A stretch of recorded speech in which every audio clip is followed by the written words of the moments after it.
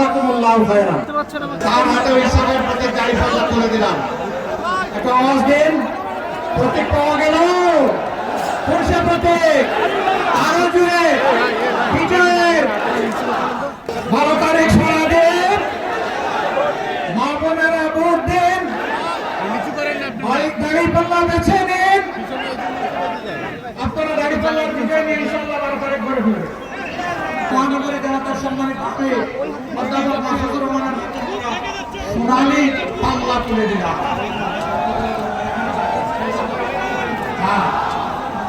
ভাই প্রতীক আছে, আরো জুড়ে 12 তারিখ সারা বাংলায় জাযাকুমুল্লাহু খায়রান। এবার তুলে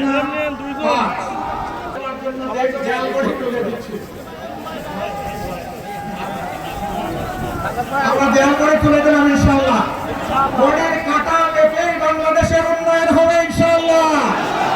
এখানে দেয়ালগড়ি মানে পাল্লা, এখানে দেয়ালগড়ি মানে স্বপ্নকলি, এখানে দেয়ালগড়ি মানে রিক্সা, এখানে দেয়ালগড়ি মানে ফুলকপি, এখানে দেয়ালগড়ি মানে ছাতা, এখানে দেয়ালগড়ি মানে আমাদের 11 দলের সকল প্রতীক। আমরা মিলেমিশে দেয়ালগড়িকে বিজয়ী করবো ইনশাআল্লাহ। আমরা বলি বাংলাদেশ জামাতে ইসলামের সম্মানিত সেক্রেটারি জেনারেল, সাবেক এমপি, আপনাদের প্রিয় মানুষ, আমারও প্রিয় মানুষ, অধ্যাপক মিয়া গোলাম পড়ুয়া, তার হাতে আমরা পাল্লা তুলে দিচ্ছি। আলহামদুলিল্লাহ, ইসলামের পক্ষে দাড়ি-পাল্লা, নিচে নামান না, দাড়ি-পাল্লা নিয়ে আগেও তিনি বিজয়ী হয়েছিলেন, এবারও আশা করি বিপুল বুঝে আমরা পাল্লাটাকে বিজয়ী করবেন। ভাই মার্কাটা আছে,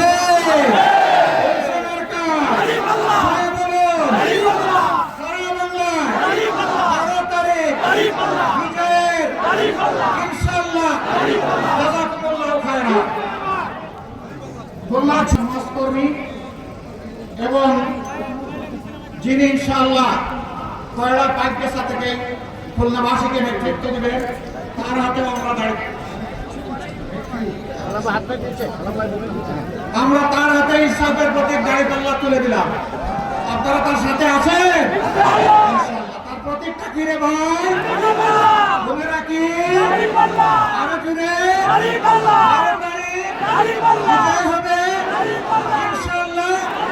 মোবারকবাদ সবাইকে।